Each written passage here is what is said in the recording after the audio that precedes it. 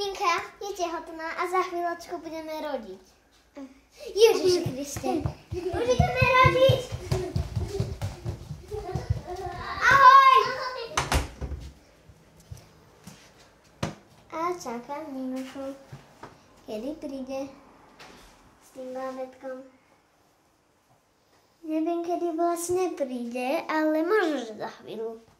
Bola kedy? Neviem, kde je tak dlho.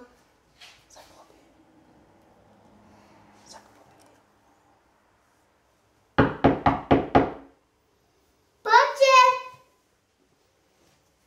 Idem sa tam kúknúť. Idem sa tam kúknúť.